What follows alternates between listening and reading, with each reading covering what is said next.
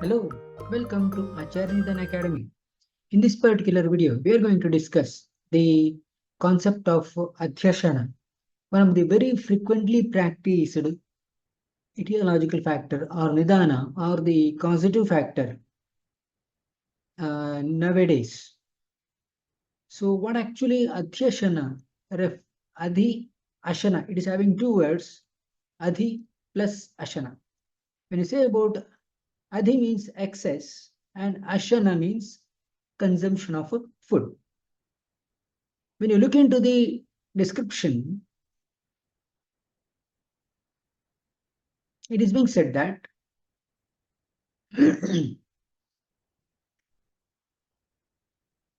the bhuktam purvanna sheshedu punah adhyashanam matam. So bhuktam purva anna sheshetu punah adhyashanam matam. If you are having the consumption of food, purvanna sheshe, that means already previously consumed food present in the amashaya, or what we can say stomach, that is being present in the amashaya itself. Still you are going to consume, maybe in the solid form, maybe in the liquid form. That is being termed as Adhyashana. So the Chakrapani commentary says for this is Purva Anna Ityadi. Purva Anna Ityadi Diva Bhuktasya Upari Tadahareva Punaha Bhujyate Tadu Adhyashanam. In the sense, Purva Anna, that means already the person has consumed the food. Diva Bhuktasya, he has taken the food in the morning. Upari Tadahareva, on the same day, is going to consume the food again. That is being termed as Adhyashana. Whereas the most of the occasions, what we are going to say, when a person is doing Adhyashana, there may be a possibility of Kapha-dosha Prakopa. But the Ashtanga Hridaya Nidana Sthana, first chapter, 19th shloka, says regarding the Adhyashana that may lead to Sannipata dosha Prakopa. All the three dosha are going to get vitiated. So this the Charaka's opinion regarding the Adhyashana that is being available in Charaka Samhita Chikitsa Sthana, 15th chapter, that is Grahani Dosha Chikitsa. In that, at the say at 236th shloka or so, this particular description of Adhyashana in one line that is being mentioned. When you say about the overall background as far as the food consumption is concerned, it is being mentioned that we have to divide the amasha into three parts. One part has to be filled with solid food substances. The second part has to be filled with liquid substances. And third part has to be kept empty so that the proper movement of the Vata, Pitta and Kapha, Vata dosha, is going to take place. For that reason, we have to keep the third part as the vacant. It is being mentioned in Charaka Samhita Vimanasthana. Trividham kuksho sthapaye avakasha amsha आहारस्य आहारमुपयुञ्जानः तद्यथा एकम् अवकाशांशं मूर्तानाम् आहाराणां विकाराणाम् एकं द्रवाणाम् एकं पुनः वातप्तश्लेष्मणाम् एतावतीं हि आहारमात्रा उपयुञ्जानो नाम अत्र आहारजं किञ्चित् अशुभं प्राप्नोति. That means if the person has to divide these amashaya or into three parts as such. The same thing that is being mentioned here. If the person is doing in this particular manner, the person may lead the longer life. There is a place called Okinawa in Japan. They are going to divide the food in such a way that the same principle, that is the up to around 60 to 70% of the stomach that will be filled by the food substances, and 30% of the food substances, they are actually kept empty. This is the, and when you think about it, more than the other world's population, more percentage of the population are living more than 100 years. This is the principle of what the taking the proper diet as such. That is further. When you think about the Matravad Ahara Lakshana, these are the description available in the Charaka Samhita Vimanasthana second chapter. That is, the nearly 10 or 11 different lakshanas are being mentioned for the proper diet, that is the amount of diet a person has to consume. They are Kukshera Prapidana Maharena, Hridayasya Anavarodaha, Parshvayohu Abhipatanam, Anati Gauravum Udarasya, Preenanam Indriyana, Chit Pipaso Paramah, Sthanasana Shayana Gamana Uchvasa Prashwasa Hasya Sankatasu Sukhanuvritti, Sayam Pratascha Skhena Parinamanam. So these are the 8 qualities of Matravad Ahara Lakshana. Skukshe Aprapidana Maharena. So that means the person who is having the Matravad Ahara, he will not be having any kind of the discomfort to the Kukshi. Maybe even in any part of the, or whether it is it in the epigastric region, or whether it is in the umbilical region, or whether it is it in the hypogastric region, any of these, the person may not be having any kind of the discomfort, such as pricking type of pain, or vomiting maybe, or diarrhea will be absent. That means the force, that is the pressure, will not be there. So that means the person may be having the obstruction in the chest region. Suppose if the person is taking more amount of the heavy food substances, say for example 2 or 3 paratha, by the evening itself, till the evening he will not be having any kind of the what do you say, that the hunger may not be available. So that is Kritayasya Anavarodha. So that means they are so heavy that these food substances may remain in the amashaya for even much longer time. Parshvayo Abhipatanam. So that means the sides of the chest or abdomen, the person will not be having any kind of the tearing type of pain. So as if the scissors is being used. When you think about this particular part, we have to think the understanding of what you say, that the hepatic flexure and splenic flexure.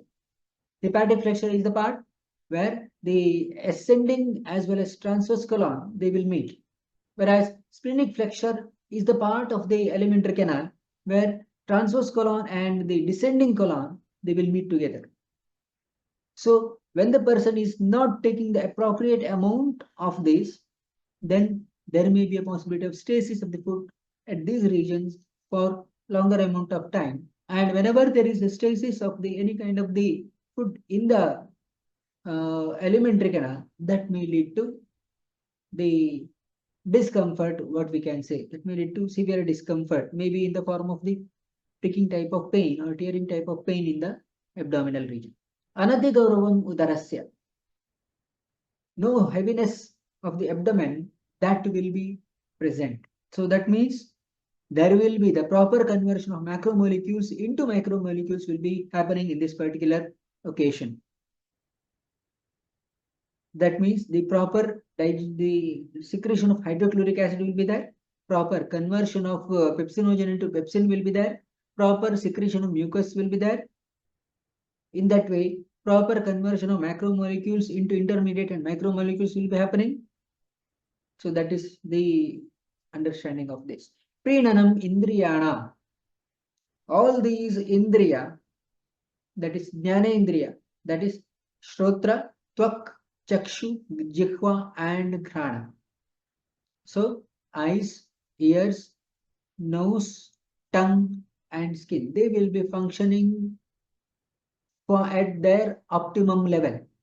Karma Indriya, Vak, Pani, Pada, Payu and Upastha. The voice, specifically the organs related to voice, the hand, that is the legs or feet, and the anus and the genitalia, they will be functioning at their optimum level. Chut pipaso paramaha. So that means proper appearance of the hunger and thirst will be there. So that means the whatever the consumption of the macromolecules, they will be consumed, they will be converted into micromolecules at their appropriate time period. So that the proper absorption of these micromolecules will be there, proper absorption of this water and other liquid substances will be there. Thereby, the person will be having, what do you say, that the proper appearance of thirst and appetite. Sthanasana Shayana Gamanochvasa Prashvasa Hasya Sankatasu Sukana Vrittihi. The person will be having the proper comfort in sitting, Shayana in case of sleeping, Gamana in case of the movement from one part of the place to the other part. Then Uchvasa, that is the expiration will be proper, Prashvasa, inspiration will be proper, Hasya, proper, laugh will be, the person can be in a better position to laugh properly, Sankathasu. So that means proper communication or speaking will be appropriate. Sayam pratasha sukhena parinamanam. That is, proper digestion of the food will be taking place at proper amount of time. In the sense, when the person is taking the food in the morning, the digestion of the food will be there during the evening time. Further, it is being said to identify the sukhena parinamanam. So there is a specific lakshana. It is being mentioned by Roga Nidana. It is also available in Ashtanga Hridaya too. It is Udgara Siddhirutsao, Vegotsarga Yathochita, Lagutakshitpapasa, Jirnaharasya Lakshana. Udgara Shuddhi. If the person is consuming the food, the taste of the consumed food will not be appearing. That is what we can say Udgara Shuddhi. Utsaha in the sense the proper conversion of macronutrients into micronutrients can be predicted. Vegotsarga Yathochita. In the sense the proper appearance of the Mutra and Purisha will be observed at appropriate time period. Laguta, in the sense the lightness of the body, which indicates the absence of the macromolecules or presence of micromolecules is being we are going to observe. Kshut So that means proper appearance of hunger and thirst at appropriate time is the Jirnahara Lakshana. We can able to identify the Sukhena Parinama or the proper digestion with the proper comfort that can be observed by these Lakshana. Why you need to know about all these concept of Adhyashana? More than 95% of the etiological factors are considered to be usually food related. It may be either Adhyashana, or it may be either Vishamashana, or it may be either Samashana, or it may be either the Viruddhashana, or it may be either Adhyashana. So Adhyashana, as we have discussed earlier, consuming the food substances before the emptying of these substances from the stomach into the duodenum.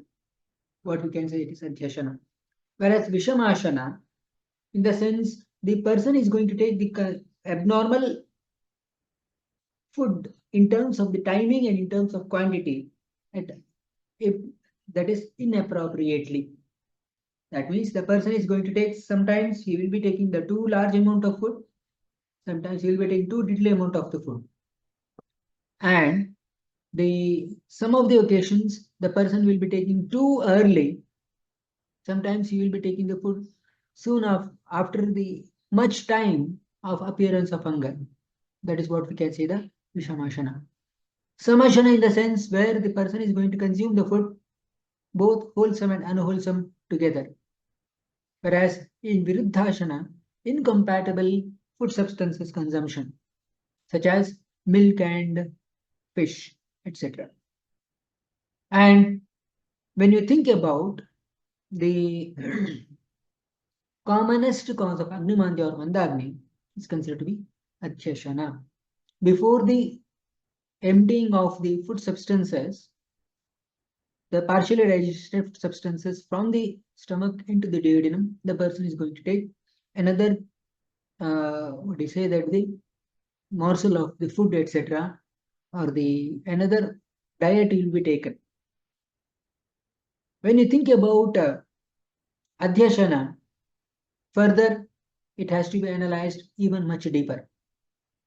When you say about, this is what we can say, the blue colored arrow or the blue colored square or the rectangle indicates the proper amount of the food that should be taken, that is solid food substances, that is normal.